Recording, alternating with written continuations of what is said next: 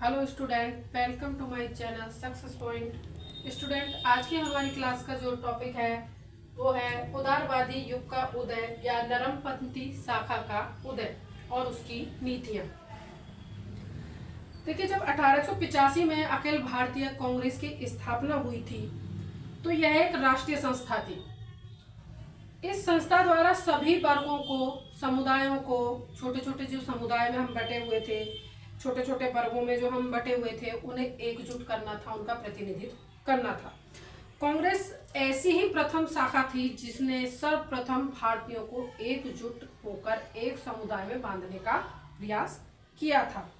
इसके संबंध में पंडित मदन मोहन मालवीय जी ने कहा है कि भारत ने अपनी आवाज को इस संस्था के द्वारा पाया था, या ये कहें कि यह जनसाधारण की एक आवाज थी, या उनके शब्दों को, उनकी आवाज को जो भाषा दी थी वो कांग्रेस ने दी थी। इसमें कोई संदेह नहीं था कि कांग्रेस ने भारतीयों को एकजुट होकर संगठित होना सिखाया था। हम जो छोटे छोटे वर्गों में बटे हुए थे, हमें सृजित करने का काम जो था वो कांग्रेस का था। हमें एक नई चेतना, नई राष्ट्रीयता, राष्ट्र प्रेम की भावना को जागृत करने का जो सर्वप्रथम कार्य किया था वो कांग्रेस के द्वारा ही किया गया था। और ये कांग्रेस की ही सूझबूझ, उसके अथक प्रयासों, परिश्रमों का ही परिणाम था कि हमें 15 अगस्त 1947 को अंग्रेजों से स्वतंत्रता प्राप्त हो गई थी। लेकिन जैसे जैसे हमने अपनी नीतियां रखी, हमसे मतलब है कांग्रेस ने अपनी नीतियां रखी, तो उसमें भी विभिन्न प्रकार की विचारधारा वाले लोग जुड़े, ठीक है। और धीरे धीरे चरणों के अनुसार कांग्रेस का अपना एक जो काल बनता गया, उसे हम दो भागों में बांट सकते हैं। पहला क्या है? उदारवादी युग का उदय। 1885 से 1905 तक का जो युग रहा था कांग्रेस का, वो उदारवादी युग रहा, ठीक है। उसे हम क्या कह सकते हैं? नरमपंथी शाखा। यानी कि उनकी जो नीतियां थी वो इतनी सरल, सीधी और नरम थी कि उन्हें नरम दल भी कहा गया। तो हम सबसे पहले क्या बताएंगे? कांग्रेस की उदारवादी या नरमपंथी शाखा। भारतीय राष्ट्रीय कांग्रेस का जो उदय का समय रहा वो उदारवादी समय रहा था। उसे हम नरमपंथी शाखा का भी नाम दे सकते हैं। कांग्रेस की स्थापना 1885 से 1905 तक जो मानी जाती है वो नरमपंथी शाखा मानी जाती है। इस काल में राष्ट्रीय आंदोलन के जो संचालन था वो ऐसे नेताओं के हाथों में रहा जो अपने कार्यों और विचारों से उदारवादी थे। इन नेताओं में अनुनय जो होता है, यानी कि विनय करके, प्रार्थना करके, उस माध्यम से अपने कार्यों को निकालने की नीतियों पर कार्य करना चाहते थे। उस समय के जो नेता थे वो ये चाहते थे कि हम अंग्रेजों से केवल अनुनय विनय करें और अपने प्रार्थना पत्र और समाचार पत्रों और अपने ऐसे पत्रों के माध्यम से हम ब्रिटिश सरकार को समझाने का प्रयास करें ताकि वह हमारे इन विचारों पर विचार करने का प्रयास करें। उन्हें पश्चिमी शिक्षा और सभ्यता पर इतना दृढ़ विश्वास था कि वह उसे बहुत श्रेष्ठ समझते थे। इसीलिए कहते भी थे कि वे रक्त और रंग से भारतीय हैं, परंतु शिक्षा, दीक्षा, रुचियों से अंग्रेज हैं। उनके बारे में यह कहा जाता था कि केवल रंग, रूप और रक्त से, यानी खून से वे भारतीय हैं, लेकिन अपनी रुचियों, शिक्षा और अपने विचारों और धारणाओं से वे अंग्रेज ही हैं। उनको सरकारी शिक्षण संस्थाओं में अंग्रेजी शिक्षकों के द्वारा ही शिक्षा प्राप्त हुई थी। इसीलिए उनके मन मस्तिष्क पर ब्रिटिश सरकार की गहरी या अंग्रेजी विचारकों की गहरी छाप थी। वे अंग्रेजी शिक्षा, न्याय व्यवस्था, उनकी राजनीतिक संस्थाओं में पूर्ण निष्ठा रखते थे। इसीलिए वे भारतीय समाज को पश्चिम समाज के ढांचे में ढालने की कोशिश भी करते रहे थे और वे चाहते थे कि हम अंग्रेजों के संरक्षण में रहते हुए अपनी नीतियों को आगे बढ़ाएं। उदारवादियों का मत था कि यदि ब्रिटिश सरकार को भारतीय स्थिति, भारतीय समस्याओं से अवगत कराया जाए तो वे जरूर ही भारतीय जनता के हित में कार्य आरंभ कर देंगे।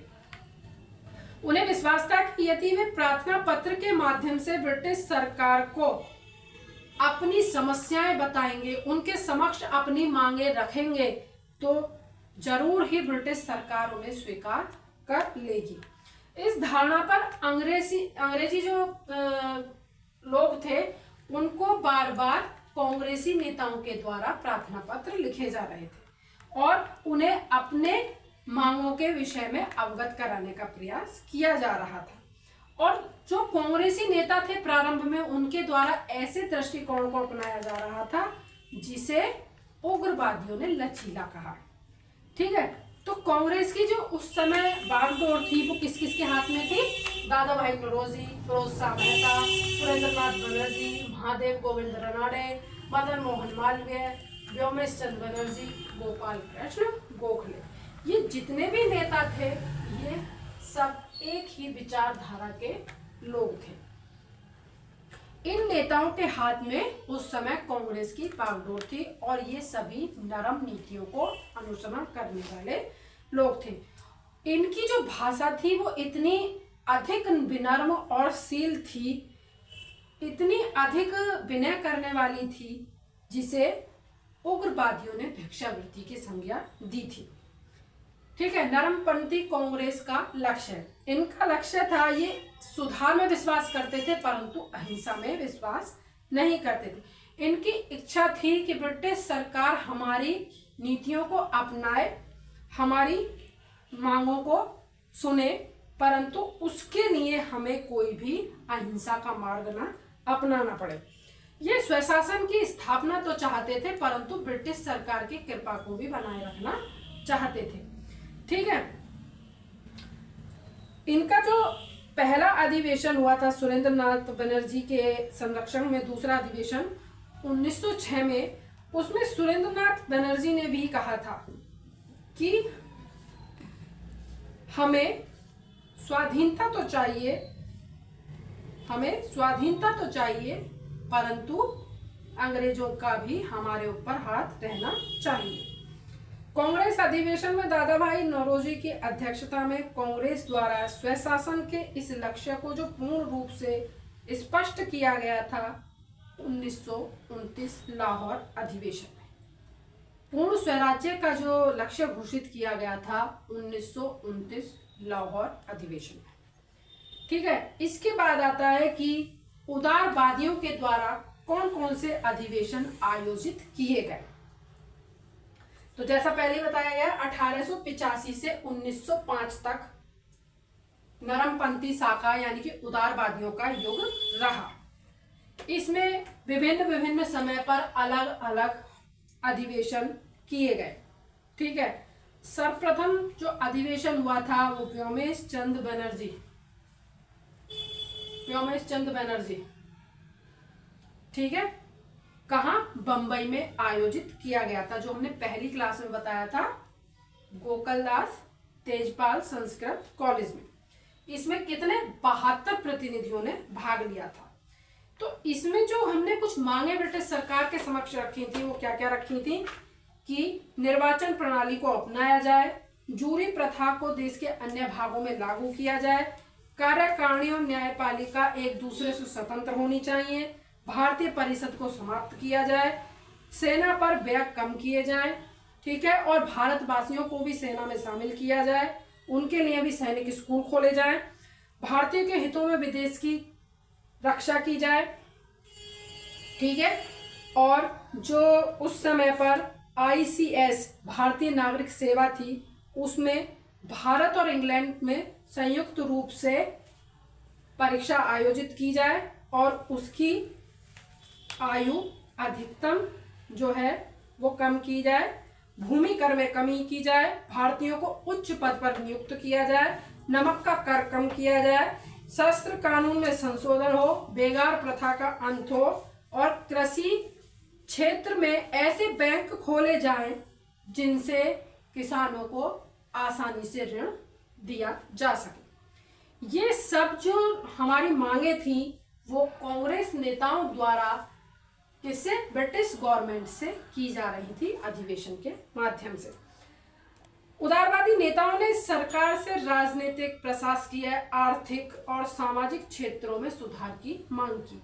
वह किसी आंदोलन द्वारा नहीं बल्कि केवल प्रार्थना पत्र, सुधार पत्रों के माध्यम से सरकार के सम्मुख अपने प्रस्ताव रख रहे थे और यह जताने की कोशिश कर रहे थे कि जनता की इच्छाओं का ज्ञान ब्रिटिश सरकार को हो जाए और उनमें वह कोई सुधार कर सके। अब आता है उदारवादियों की नीतियां या विचारधारा। उदारवादियों की क्या विचारधाराएं थी जिस पर वे काम कर रहे थे? वैसे तो जितने भी ये नेता थे वो धीरे धीरे सुधार की अपेक्षा ब्रिटिश सरकार से कर रहे थे, लेकिन फिर भी उन्होंने कुछ ना कुछ अपने उद्देश्य बनाए थे कि जिनके अंतर्गत ब्रिटिश सरकार काम करेगी, क्योंकि वह संपूर्ण देश के हित को अपना हित समझ करके काम कर रहे थे। उसमें मजदूर वर्ग भी, पूंजीपति वर्ग भी, मध्यम वर्ग भी और साधारण जनता भी, सभी के हितों को साधने का प्रयास उस समय इन उदारवादी नेताओं के द्वारा किया जा रहा था। ठीक है, तो इनकी जो विचारधाराएं थी, इनकी जो नीति थी, उसमें नंबर 1 करके आता है ब्रिटिश शासन के प्रति निष्ठा। जितने भी ये, मैंने पहले भी बताया, जितने भी ये नेता थे, इनकी ब्रिटिश सरकार में गहरी आस्था थी या निष्ठा थी। ये ब्रिटिश सरकार के प्रति बहुत निष्ठावान थे, अत्यधिक प्रशंसक थे। इनका मानना था कि ब्रिटिश राज्य के उपकारों के प्रति कृतज्ञता का भाव हमारे मन में विद्यमान है। अंग्रेजी शासन के कारण ही भारत में जितनी भी राजनीतिक शांति की स्थापना हुई है, वह राजनीतिक शांति अंग्रेजों के कारण ही हुई है। पाश्चात्य शिक्षा के प्रभाव से ही हम भारतीयों में नव चेतना का संचार हुआ है। कांग्रेस के दूसरे अधिवेशन के अध्यक्ष दादा भाई नौरोजी, देखिए आपके जो छोटे छोटे क्वेश्चन आते हैं उनमें आपसे ये पूछा जाएगा कि प्रथम अधिवेशन के अध्यक्ष कौन थे, सेकंड के कौन थे, या किस जगह हुआ था, उस जगह को लेकर भी, कि लखनऊ अधिवेशन की अध्यक्षता किसने की थी। इस टाइप के क्वेश्चन जरूर आए हैं, तो आप ध्यान से सुनेंगे कि मैं कहाँ क्या बोल रही हूँ, उसको आप शॉर्ट क्वेश्चन में कन्वर्ट कर सकते हैं। तो दूसरे अधिवेशन के जो अध्यक्ष थे दादा भाई नौरोजी, उन्होंने कहा था कि आओ हम पुरुषों की तरह बोलें और घोषणा कर दें कि हम अटूट राजभक्त हैं। किसके लिए कहा जा रहा है? अंग्रेजों के प्रति। इसी में दूसरा आता है अंग्रेजों की न्यायप्रियता में विश्वास। उदारवादी युग के जितने भी कांग्रेसी नेता थे, उन्हें अंग्रेजों की उदारवादी नीतियों पर, न्यायप्रियता पर, ईमानदारी पर पूर्ण विश्वास था। उनकी यह धारणा थी कि अंग्रेज स्वभाव से सच्चे और न्यायप्रिय होते हैं। यदि भारतीयों की समस्या का उन्हें समय रहते हुए ज्ञान कराया जाए या उससे उन्हें अवगत कराया जाए, तो वह शीघ्र ही उस पर कोई ना कोई निर्णय लेंगे और हमारे प्रति पूर्ण स्वराज्य की भावना को स्वीकार करेंगे। उनका मानना था कि अंग्रेज लोग स्वतंत्रता प्रेमी होते हैं और वे हमें भारतीयों को स्वशासन से वंचित ज्यादा लंबे समय तक नहीं रखेंगे, लेकिन हमें अपनी बातों को बिना किसी हिंसा के उनके सामने रखना होगा। सुरेंद्रनाथ बनर्जी ने भी कहा है कि अंग्रेजों के न्याय, बुद्धि तथा दया की भावना से हमारा, अंग्रेजों की न्याय, बुद्धि तथा दया की भावना में हमारा दृढ़ विश्वास है। संसार की महानतम प्रतिनिधि सभा, संसदों की जननी ब्रिटिश कॉमन सभा के प्रति हमारे हृदय में सच्ची श्रद्धा है। ये कोटेशन आपसे पूछ करके ये पूछा जा सकता है कि यह कथन किसका है। तो यही धारणा अन्य उस समय के उदारवादी नेताओं की भी थी। ब्रिटेन के साथ संबंध भारत के हित में। उदारवादी जितने भी नेता थे, उनका मानना था कि हमारे ब्रिटेन से यदि संबंध विच्छेद होते हैं तो यह भारत के पक्ष में नहीं होंगे। ब्रिटेन के साथ भारत के संबंध भारतीयों के लिए वरदान के समान है, वरदान स्वरूप है। उनकी शिक्षा पद्धति, उनके आवागमन के साधन, न्याय प्रणाली, स्थानीय स्वशासन अंग्रेजों की ओर से भारतीयों को एक अमूल देन है, यानी कि एक गिफ्ट है हमारे लिए। भारत की एकता, शक्ति और राजनीतिक विकास उन अंग्रेजों के प्रयत्नों का परिणाम है। हमें अगर कुछ वृद्धि हो सकती है हमारी तो वह अंग्रेजों के संरक्षण में ही हो सकती है। हमारा हित अंग्रेजों से जुड़कर चलने नहीं है। फिरोज शाह मेहता ने कहा था, इंग्लैंड और भारत का संबंध इन दोनों देशों और समस्त विश्व की आने वाली पीढ़ियों के लिए वरदान होगा। सन 1905 में कांग्रेस के अध्यक्ष पद पर रहते हुए गोपाल कृष्ण गोखले ने कहा था कि हमारा भाग्य अंग्रेजों के साथ मिला हुआ है, चाहे वह अच्छे के लिए हो या फिर बुरे के लिए। किसने कहा? गोपाल कृष्ण गोखले ने। फिर आता है पाश्चात्य सभ्यता तथा संस्थाओं में अटूट विश्वास। देखिए, हम जो भारतीय थे, हमारे गुलाम होने का जो सबसे सर्वप्रथम जो कारण था वो क्या था? हमारी अशिक्षा। हम अशिक्षा के कारण गुलाम हुए थे। तो धीरे धीरे जब अंग्रेज आए तो पाश्चात्य शिक्षा का यहाँ विकास हुआ। पाश्चात्य शिक्षा के कारण जो लोग थे वो कौन? कांग्रेसी लोग, जो शुरू में उदारवादी नेता थे, वो पाश्चात्य शिक्षा के और संस्थाओं के पुजारी थे। उनका विश्वास था कि जितनी भी प्रगति भारत में इस समय हो रही है वो पाश्चात्य शिक्षा के कारण हो रही है। भारत की जो उन्नति संभव है वो पाश्चात्य शिक्षा के कारण संभव है। भारतीयों को पाश्चात्य सभ्यता और संस्थाओं का अनुसरण करना चाहिए। उदारवादी जो नेता थे वो ये चाहते थे कि धीरे धीरे हम पाश्चात्य सभ्यता और संस्कृति का अनुसरण करें। उन लोगों पर उस समय पाश्चात्य सभ्यता का बहुत बड़ा प्रभाव था। इन नेताओं में दादा भाई नौरोजी, व्योमेश चंद्र बनर्जी, सुरेंद्र नाथ बनर्जी, फिरोज शाह मेहता, गोपाल कृष्ण गोखले ये प्रमुख नेता थे जिन पर पाश्चात्य सभ्यता का सीधा सीधा प्रभाव था। सुरेंद्र नाथ बनर्जी ने कहा, इंग्लैंड हमारा राजनीतिक पथ प्रदर्शक है। किसने कहा? सुरेंद्र नाथ बनर्जी ने। सदियों के संघर्ष के उपरांत व्यापक मताधिकार, प्रतिनिधि सरकार, संसद की सर्वोच्चता और विधि का शासन जैसी अनेक लोकतांत्रिक संस्थाओं का विकास इसके परिणाम स्वरूप हुआ है। फिर आता है क्रमिक सुधारों में विश्वास। देखिए, उदारवादी जो थे वो धीरे धीरे समय समय सुधार की कल्पना करते थे।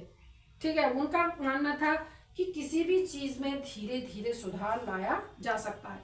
उन्होंने कभी अपनी मांगों को इतना बढ़ा चढ़ाकर प्रस्तुत किया ही नहीं, क्योंकि वे चाहते थे कि किसी भी चीज को धीरे धीरे परिवर्तित किया जा सकता है।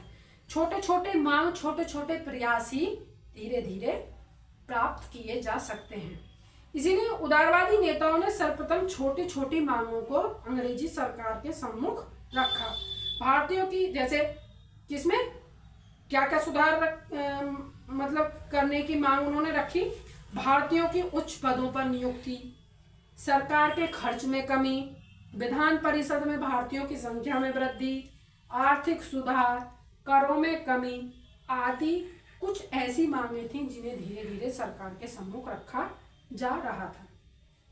और उसका परिणाम यह भी हुआ कि अंग्रेजों ने कभी उनकी मांगों का कड़ा विरोध नहीं किया।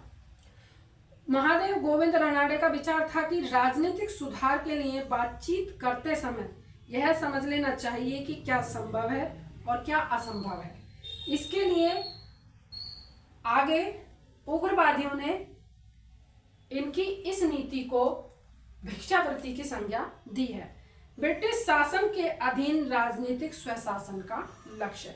उदारवादी नेताओं का जो अंतिम लक्ष्य था वो यह था कि हमें स्वशासन के लिए ब्रिटिश सरकार के सम्मुख अपनी मांगों को रखना है। कांग्रेस के द्वितीय अधिवेशन में सुरेंद्र नाथ बनर्जी ने कहा था कि स्वशासन प्रकृति की व्यवस्था है, विधि का विधान है, प्रत्येक राज्य को स्वयं अपने भाग्य का निर्णायक होना चाहिए, ऐसा प्रकृति का सार्वभौम शाश्वत लेख है। सार्वभौम शाश्वत लेख का मतलब है कि हमेशा लिखा हुआ सत्य लेख है। इसी प्रकार 1906 में कांग्रेस के अधिवेशन में दादा भाई नौरोजी की अध्यक्षता में कांग्रेस द्वारा स्वशासन के लक्ष्य की घोषणा की गई। ठीक है, अब आता है कि किस प्रकार की कार्य प्रणाली को उदारवादियों ने या नरमपंथियों ने अपनाया, कैसी उनकी कार्य प्रणाली थी। तो इनकी जो कार्य प्रणाली थी उसमें मैंने पहले भी आपको बताया, प्रार्थना पत्र, स्मृति पत्र, प्रतिनिधि मंडल, ये इनके प्रमुख साधन थे। ठीक है, तो इसमें ही और भी प्रमुख साधन थे जिन्हें हम बताएंगे। नंबर 1 था शांतिपूर्ण एवं संवैधानिक साधनों में विश्वास। उदारवादी जो थे वो शांतिपूर्ण अपनी बात को रखने में विश्वास रखते थे। प्रार्थना पत्रों के माध्यम से वह अपनी मांगों को ब्रिटिश सरकार के समक्ष रखने का कार्य करते थे। उसके लिए कोई भी अनुचित साधन को नहीं अपनाना चाहते थे। फिर आता है नंबर 2 प्रार्थना पत्र तथा प्रतिनिधि मंडल भेजने का तरीका।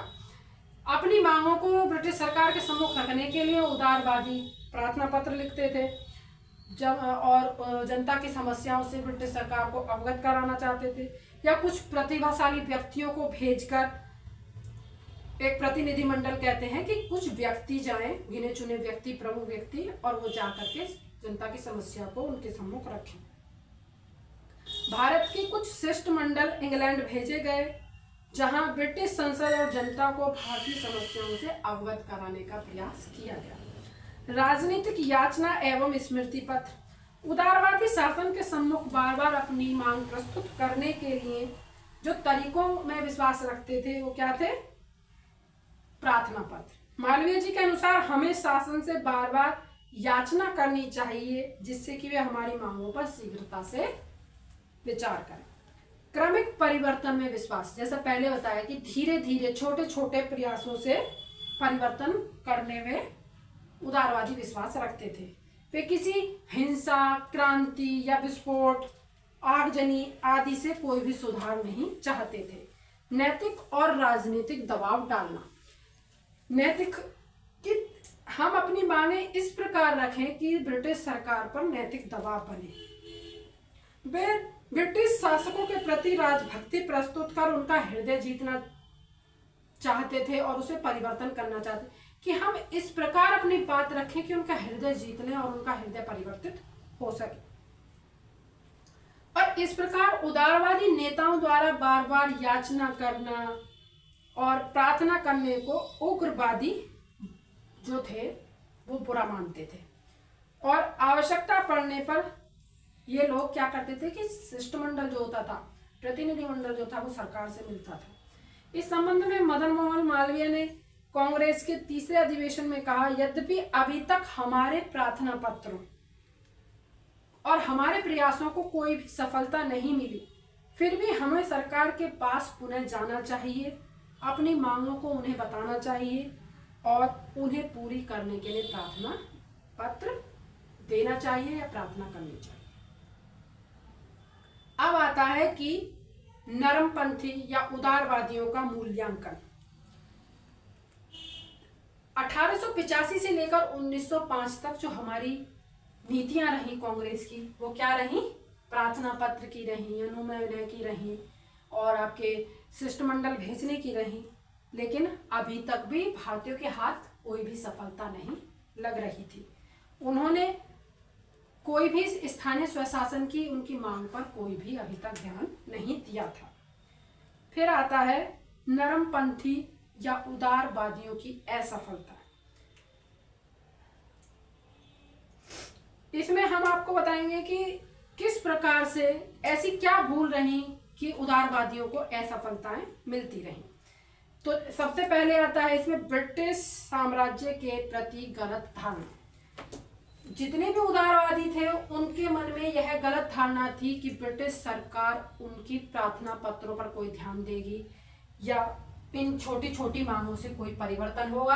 अंग्रेजी सरकार का उस पर कोई भी प्रभाव नहीं पड़ रहा था। केवल हम लोग अंग्रेजों के प्रति अपनी स्वामी भक्ति और पुजारिता को प्रदर्शित कर रहे थे। यह उदारवादियों की असफलता का सबसे बड़ा कारण था। पाश्चात्य रंग से प्रभावित। एक तरफ हम किसी का विरोध कर रहे हो और दूसरी तरफ उसी की गतिविधियों को आगे बढ़ा रहे हो, तो ये कैसा विरोध होगा? सामने वाले को उससे क्या फर्क पड़ने वाला है? कुछ भी नहीं। उदारवादी जो नेता थे, ये जितने भी थे, ये पाश्चात्य रंग में रंगे हुए थे। पाश्चात्य सभ्यता, पाश्चात्य शिक्षा को खुद ही बढ़ावा दे रहे थे, खुद ही उसके बहुत बड़े प्रशंसक थे। वे भारत के लिए ब्रिटिश साम्राज्य को एक वरदान मान रहे थे और उनके साथ जुड़कर चलने में अपना हित मान रहे थे, जो उनकी असफलता का सबसे बड़ा कारण था। फिर आता है साधनों की दुर्बलता। उदारवादी जिन साधनों को अपना रहे थे, जिन साधनों को अपना रहे थे वो पूर्ण स्वराज्य की मांग को पूर्ण करने में असफल थे। उनसे केवल क्रमिक सुधार होने की संभावना थी, उनसे कोई भी हमें पूर्ण स्वराज्य मिलने की कोई भी संभावना नहीं थी, क्योंकि ये लोग ना तो आत्मनिर्भर थे ना क्रियाशील थे। ये लोग ना किसी बलिदान के लिए तैयार थे ना किसी क्रांति के लिए तैयार थे। इसीलिए ये संघर्ष से भी डर रहे थे और ना साहस जुटा पा रहे थे, और ये इनकी असफलता का सबसे बड़ा कारण था। जनसंपर्क का अभाव। उदारवादी बुद्धिजीवी अवश्य थे, परंतु सामान्य जनता पर वे अधिक प्रभाव नहीं डाल पा रहे थे। साधारण जनता से उनका कोई संपर्क नहीं था, साधारण जनता से वे ना जुड़ पा रहे थे, जिसके कारण इनका जो आंदोलन था केवल शिक्षित वर्ग तक ही सीमित था, क्योंकि उस समय हमारा शिक्षित वर्ग का प्रतिशत बहुत कम था और जो हमारा अशिक्षित वर्ग था वो ज्यादा था। और इन लोगों का जो कार्य करने का तरीका था, समाचार पत्र थे, प्रतिनिधिमंडल थे, वो केवल शिक्षित वर्ग ही समझ पा रहा था, जो इनकी असफलता का कारण बना। स्वतंत्र भारत के दृष्टिकोण का अभाव। उदारवादी नेता जो थे, ये जितने भी नेता थे, ये ब्रिटिश भक्त थे। ये एक स्वतंत्र भारत की कल्पना ही नहीं कर पा रहे थे, तो भारत को उसका सपना क्या दे पाते, और सपना नहीं दे पा रहे थे तो उसे साकार क्या करते। वे ब्रिटेन से अलग होकर के भारत की कल्पना नहीं कर पा रहे थे और उसमें कोई सुधार नहीं कर पा रहे थे। यह इनकी असफलता का कारण था। अब आता है कि उदारवादियों की सफलताएं। ऐसा नहीं है कि जब कोई चीज आरंभ होती है तो उसकी केवल असफलताएं होती है, उसमें कुछ सफलताएं भी होती हैं, जो इस प्रकार है कि हमारा जो 1885 से 1905 तक का काल रहा, वो ये नहीं है कि वो निरर्थक ही रहा, उसमें हमें कोई सफलता नहीं मिली या उससे हमने कोई कार्य नहीं किया या हम उसमें कुछ कर नहीं पाए। तो इसमें जो कर पाए थे वो क्या कर पाए थे कि ऐसी परिस्थितियां हमने जोड़ी थी। क्या परिस्थितियां जोड़ी कि जिससे हमारे को एक संस्था मिली, दूरदर्शिता मिली। इस प्रकार के हमने कार्य करे कि जो बिखर रहे थे भारतीय वो जुड़े। तो इसमें जो हमें सफलता मिली उसमें नंबर 1 था सन 1892 का भारतीय परिषद अधिनियम। देखिए 1885 में जब कांग्रेस की स्थापना हुई, उसके बाद जो हमें एक अधिनियम मिला था, जो मैंने आपको पिछले उसमें एक्ट पढ़ाए हैं 1892, वो जो परिषद अधिनियम मिला था वो हमें कांग्रेस की उदारवादी शाखा की स्थापना के बाद ही मिला था। उसके बाद ही प्रांतीय परिषदों में भारतीयों की संख्या बढ़ाई गई थी। फिर आता है नंबर 2 राजनीतिक शिक्षा। उदारवादियों की जो सबसे बड़ी उपलब्धि थी, उन्होंने भारतीय जनता को राजनीतिक शिक्षा से अवगत कराया, उन्हें समझाया।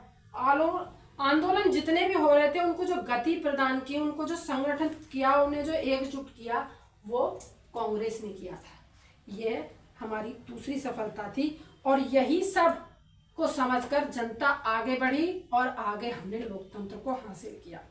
राष्ट्रीय जागरण का शुभारंभ। अभी हम बिखरे हुए थे, हम समझ नहीं पा रहे थे हमारा उद्देश्य क्या है, तो हमें एकजुट करना, संगठित करना और एक उद्देश्य प्रदान करने का जो कार्य था वो कांग्रेस का था। उदारवादियों ने ब्रिटिश सरकार के प्रति राजभक्ति की प्रतिज्ञाओं का अनुमन्य का मार्ग अपनाकर उन्हें राजनीतिक शिक्षा प्रदान कर एकता के सूत्र में बांधने का प्रयास किया था। और जो देश था, अब वो राष्ट्र प्रेम की भावना और जो हमारी सांप्रदायिकता थी, प्रांतीयता थी, जातीयता थी, इन सब संकीर्ण भावनाओं से ऊपर उठकर केवल एक राष्ट्रीयता की भावना में हम एक हो गए थे। स्वतंत्रता संग्राम के आधार का निर्माण। सबसे पहले जो मेन काम किया था वो कांग्रेस की स्थापना ने जो किया था वो था हमें एक आधार प्रदान करना। जो उस समय के नेता थे, उनके जो क्रियाकलाप थे, उन्होंने एक ऐसी पृष्ठभूमि को तैयार किया था कि अब हम भविष्य की स्वतंत्रता के लिए एकजुट होने लगे थे। श्रीमती एनी बेसेंट ने लिखा है कि उदारवादियों ने हमें इस योग्य बनाया है कि हम स्वतंत्रता की मांग सरकार के समक्ष रख सकें। ठीक है। के.एम. मुंशी लिखते हैं, यदि पिछले 30 वर्षों में कांग्रेस का एक अखिल भारतीय संस्था के रूप में देश के राजनीतिक क्षेत्र में कार्यरत न होती तो ऐसी अवस्था में गांधी जी का कोई महान आंदोलन सफल नहीं हो पाता। ठीक, फिर आता है ब्रिटिश सरकार के दोष स्पष्ट करना। हम बेशक ब्रिटिश सरकार के खिलाफ बिल्कुल स्पष्ट रूप से नहीं आ रहे थे, लेकिन उन्हें शालीनता के साथ हम उनके दोषों को भी बता रहे थे। कौन? ये लोग, कि आप में ये कमियां हैं। जितने भी अधिवेशन हो रहे थे उनमें ब्रिटिश सरकार की गलत नीतियों की आलोचना की जा रही थी, जिससे समय समय पर ब्रिटिश सरकार की जितनी भी गलत नीतियां थी उनकी आलोचना हो रही थी। ठीक है, ये आप समझ गए। अब बात आती है कि उदारवादी युग के प्रमुख नेता। तो प्रमुख जो नेता हैं, जैसा पहले बताया था, इसके संस्थापक कौन है? ए ओ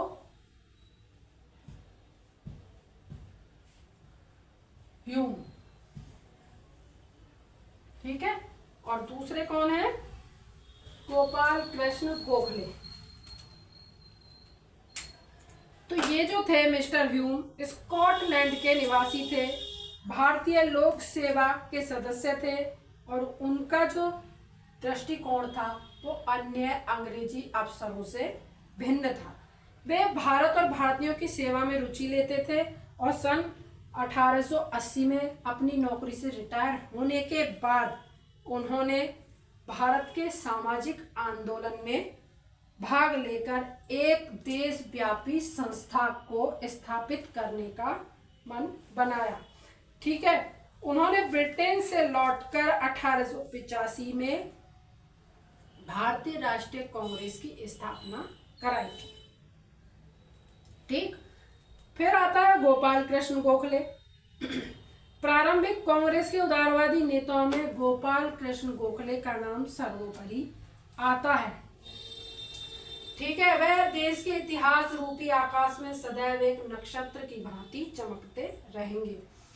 गोपाल कृष्ण गोखले का जन्म 1866 बंबई के रत्नागिरी जिले में एक ब्राह्मण परिवार में हुआ था। गोपाल कृष्ण गोखले ने 1903 में अपने बजट भाषण में कहा था कि भावी भारत परमेश्वर की कृपा से घटित हुई समृद्धि खाली आशा और असंतोष का भारत नहीं होगा, बल्कि सदैव फैलने वाले उद्योगों, जागृत क्षमताओं तथा अधिक समान रूप में बटी हुई दौलत तथा ऐश्वर्य का भारत होगा। पिट्टा भी सीता मैया ने कहा है गोखले जी के विषय में, क्योंकि गोखले जी को कमजोर दिल वाला नरम नेता और दुर्बल हृदय उदारवादी नेता कहा जाता था। तो उन्होंने कहा है कि वास्तव में वे ना तो दुर्बल हृदय उदारवादी थे और ना ही छिपे हुए राजद्रोही। वे जनता और सरकार के बीच एक सच्चे मध्यस्थ थे। वे जनता की आवश्यकताएं, इच्छाएं और आकांक्षाएं सरकार को बताते थे और सरकार की कठिनाइयां जनता और कांग्रेस के सम्मुख रखते थे। गोखले सच्चे देशभक्त और उदारवादी थे। उदारवादी विचारधारा का यदि सच्चा प्रबल समर्थक किसी को कहा जाएगा तो वो गोपाल कृष्ण गोखले को कहा जाएगा, और गोखले ही महात्मा गांधी जी के राजनीतिक गुरु भी कहे जाते हैं। तो स्टूडेंट, ये आज हमने आपको उदारवादी युग का उदय, उसकी सफलताएं, असफलताएं बताई हैं। नेक्स्ट क्लास में हम आपको उग्रवादी शाखा का उदय, उसकी सफलताएं, असफलताएं और कार्यों पर प्रकाश डालेंगे। स्टूडेंट, आज की क्लास यहीं खत्म होती है। अगर आपका कोई डाउट होता है तो मुझे कमेंट के जरिए बताएं। Okay student, bye.